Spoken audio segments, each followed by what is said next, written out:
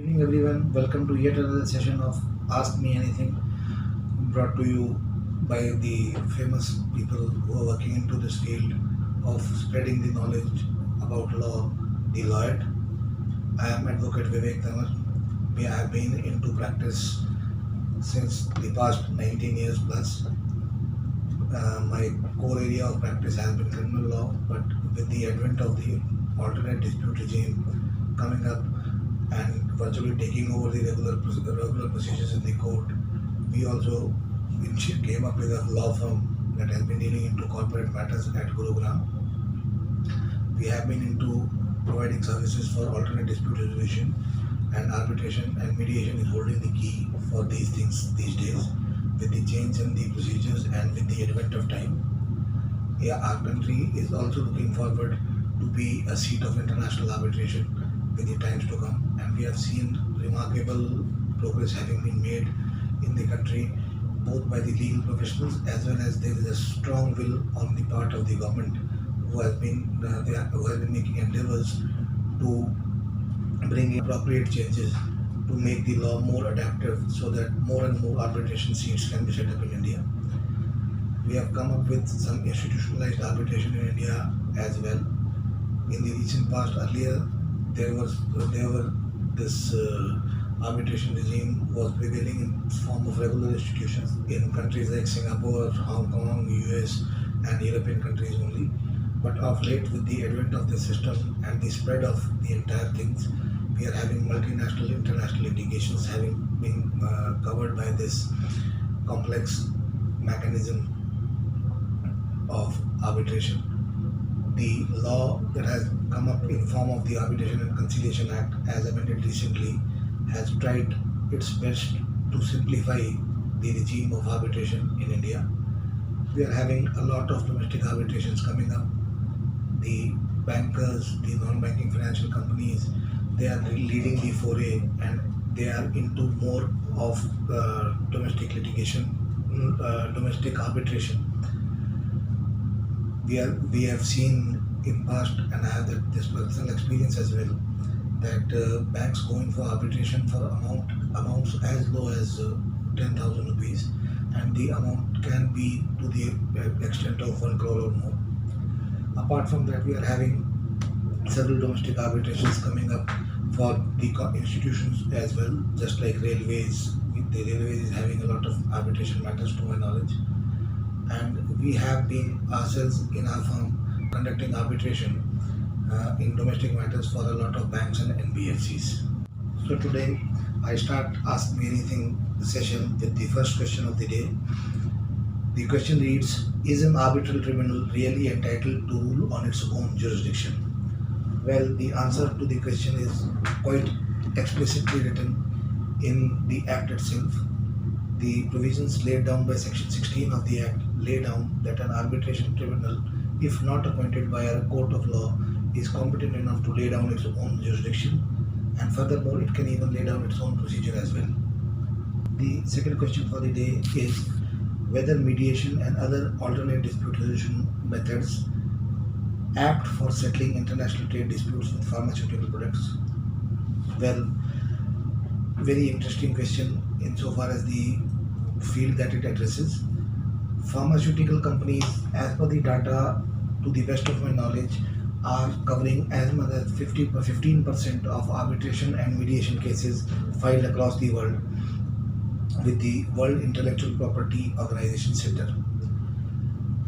They resort to these things largely on the issues of passing of trademarks and further regarding their research values and intellectual property protection and other disputes, and even disputes of higher value are being dealt with by adopting the mode of alternate dispute resolutions.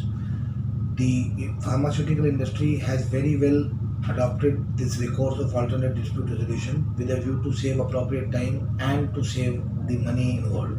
The researches go on to show that the licensing issues, the merger and acquisition issues that come up before the pharmaceutical companies with the advent of the cross-border trade growing up and all that, have seen that there is a remarkable increase in these pharmaceutical companies adopting to the recourse of alternate dispute resolution, and there is no harm in adopting the alternate dispute resolution or the arbitration uh, in the totality. The arbitration lays down a process by which, subject to the decision of the seat of arbitration, subject to the decision of seat of arbitration, the arbitrations are being conducted in international disputes pertaining to the pharmaceutical products. The pharmaceutical companies and even the giant companies which have taken over the smaller units or which have taken over the smaller entities have adopted the recourse of alternate dispute resolution for the purpose of merger and acquisitions as well. We are having several licensing issues that have been sorted out by these companies by way of taking a recourse to the alternate dispute resolution. The number of cases, if we go by the case study, are more for the countries like North America, Asia, Europe, but still in India, we are at the initial stage insofar as this particular field of pharmaceutical products is concerned. The third question for the day is, what is the scope of a private mediator to resolve the dispute between the disputants? For the matter of common knowledge, I would like to advert upon this aspect that mediator, as the word suggests, is a third party neutral agency which tries to resolve the issues that may have cropped up between two parties. The mediator can be appointed by mutual consent, and the appointment largely depends upon the terms of the contract. The private mediator is competent enough to resolve any kind of dispute subject to the parties arriving at a conclusion that they do need to resolve it. The question that remains is that what is the will of participating in the mediation process. We are having even the hybrid kind of mediation, mediation arbitration model and arbitration mediator model. A mediator can assume the position of an arbitrator if the need be, if the parties come to a sizable conclusion, or in the event that the parties leave the decision to the sole adjudication of the mediator. In such eventuality, the mediator steps into the shoes of an arbitrator, and he goes on, embarks upon a process, adopts his own procedure, and adjudicates upon the rights of the parties, subject to the contents and terms of the agreement. So there is a wide scope for mediator, private mediator in particular, and with the advent of this arbitration and conciliation mode spreading its wings all over the legal field, this scope is bound to grow. The only thing that is required is the positivity on the part of the litigating or the disputing parties or the disputant, as you call them. But for that will, no person, no mediator can succeed in getting resolved any dispute. But if the disputes are taken over on a positive note or brought on the table with a positive note, with clarity of terms, and the agreement is strictly adhered to, then of course a private mediator can very well resolve the dispute between the disputants. Well, the fourth question today: is there a real decline in the idea of arbitration in area of administrative dispute resolution? Well, in our country, the concept of arbitration, although the Act came into force in 1996, is not that strong or is not much relied by the general public at large. There are several reasons for that. We are not having any adequate infrastructure having been set up in this regard. Institutionalized arbitration is something which is very, very new to India. Now, although we are having setups like NPAC, the Bombay Arbitration Center, the Mumbai Arbitration Center, etc. coming up, but still institutionalized arbitration is something which is missing in our country at the moment. Or we can say, if I rephrase it, it can be said that the institutionalized arbitration is not having much of force or setup because of the lack of infrastructure in that. With the passage of time, several retired judges, other legal luminaries, established lawyers, even designated seniors, they are stepping in to the field of arbitration.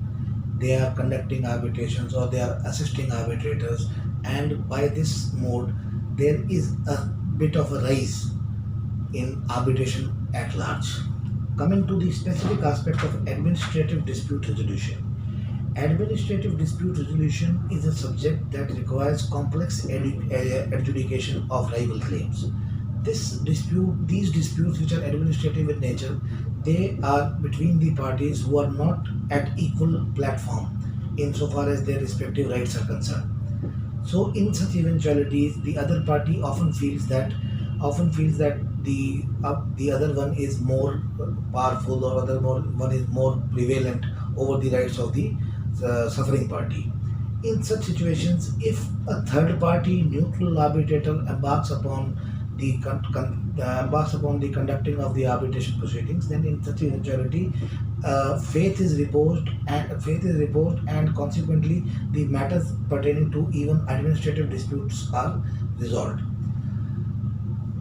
The data nowhere reads that there is any decline in terms of administrative dispute resolution by mode of arbitration at all. Rather, if we go year by year or month by month, we will find that be it be big, be it be small, there might be some sort of a increase in in institutions resorting to arbitration or other alternative dispute resolution modes, even in administrative dispute resolution. So the question that there is a decline in idea of arbitration is not is I don't feel that it can be answered in affirmative.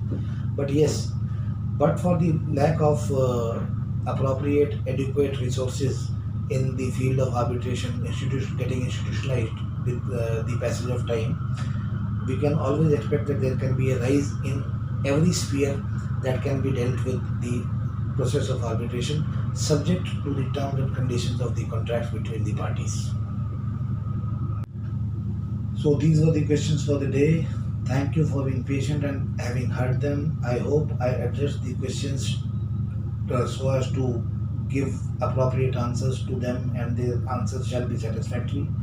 Still, if you need any further clarification, or if you feel that my approach adopted was not correct, feel free to approach me and contact me either through the lawyer or on my email ID, that is